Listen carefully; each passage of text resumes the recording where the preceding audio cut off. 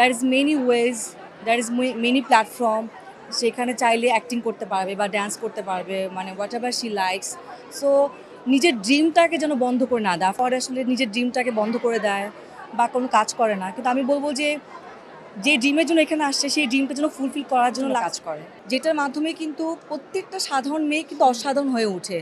So এই জায়গাটায় আমার মনে হয় যে হাজার মেয়েদের আসলে অনেক স্বপ্ন। সো ওয়াই নট সেই স্বপ্নটাকে বেঁচে, মানে সেই স্বপ্নে বেঁচে থাকা উচিত এবং সেই স্বপ্ন নিয়ে আগানো উচিত। বাংলা সিনেমা এই সময় কিন্তু খুব ভালো চলছে এবং ভালো ভালো সিনেমা আসছে। আমরা যদি লাস্ট প্রিয়তমা থেকে শুরু করে, বরবাদ থেকে শুরু করে, তাণ্ডব থেকে শুরু করে আমরা কিন্তু অনেক ভালো ভালো সিনেমা দেখতে পাচ্ছি।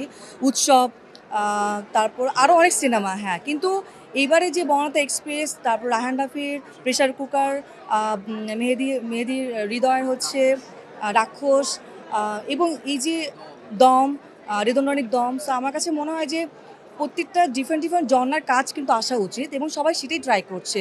খারাপ ভালো সব কিছুই হবে। একটা ভালো সিনেমা যদি হয়, একটা খারাপ সিনেমাও হতে পারে। কিন্তু আমি এখন পর্যন্ত সিনেমা দেখিনি। আমি লাস্ট দেখেছিলাম প্রেশার কুকার। আমার কাছে মনে হয় যে আম রায়হান রাফি একটা ভালো স্টোরি, একটা স্টোরিকে আসলে ডিফারেন্ট একটা স্টোরিকে নিয়ে এসেছে, সেটা ভালো। আর পাশাপাশি আমার সামনে এখন বনলতা এক্সপ্রেস দেখার খুব ইচ্ছা। কারণ আমি লাস্ট টাইম উৎসব দেখেছি, খুবই ভালো হয়েছে। অ্যান্ড ডেফিনেটলি রাক্ষসও দেখব। সবই দেখব আসলে। তারপর আর বলতে পারবো যে কেমন হয়েছে।